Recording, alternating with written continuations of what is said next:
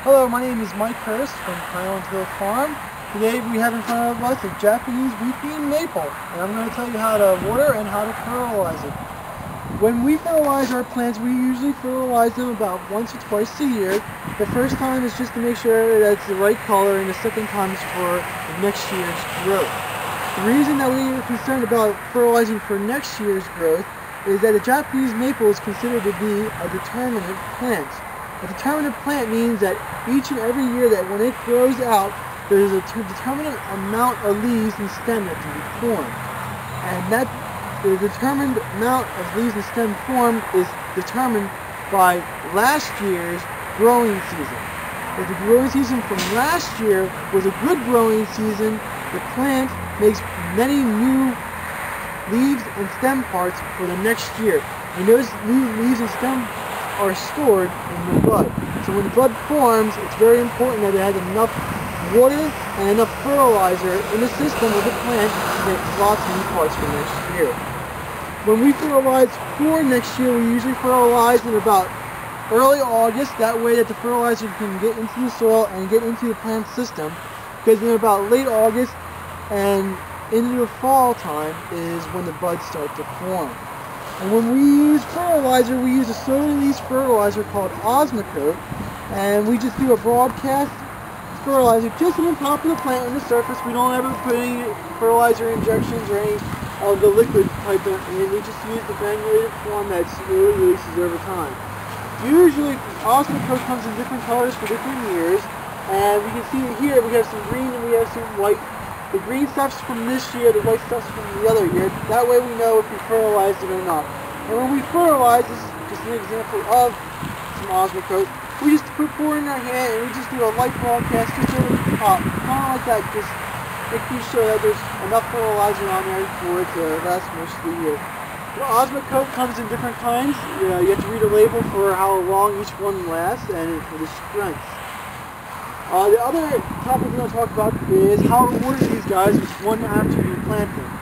When you plant them, you should make sure that when you dig the hole out, just dig it a little bit wider than the pot itself, so that when you set the pot into the ground, there's a good gap between it, and you can fill in the dirt in between the pot, the plant, and the surrounding soil, making sure that there's no air pockets in there.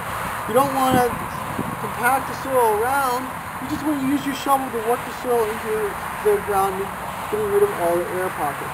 After that, give it some water. That way it settles nicely. And after planting, make sure you go back and keep the ball moist. It's important to keep the ball moist, not overly wet or overly dry. If it's overly wet, there is no oxygen that gets into the soil, and then the root starts to rot and it dies. The whole plant dies.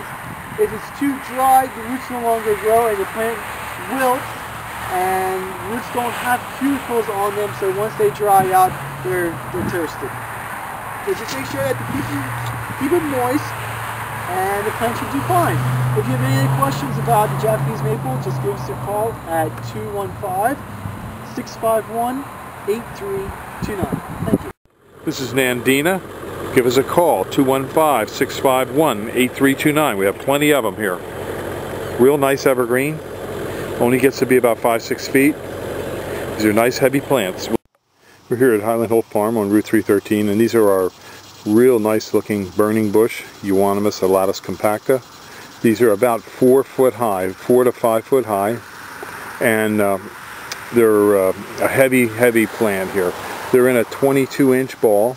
And as you can see, after we dig them, we put a drip water line system down for them to take care of them. These are $60 until the end of 2009. And we have about 400 of these to sell.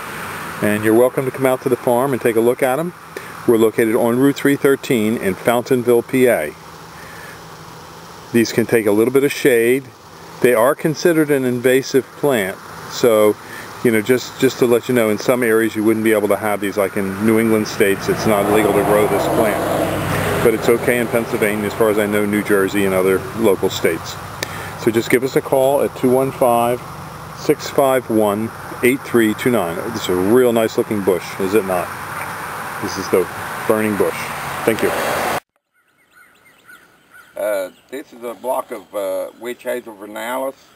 They run in here anywhere from about 4 to 5 up to 7 to 8, and some 8 to 9 down in the lower end.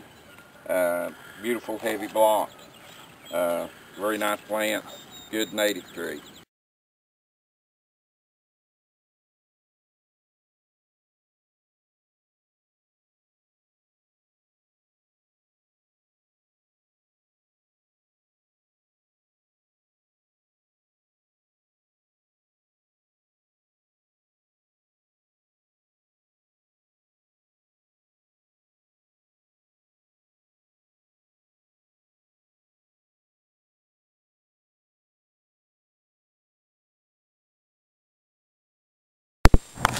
These are 3-foot Leland cypresses here at Highland Hill Farm on Route 313 in Fountainville, PA.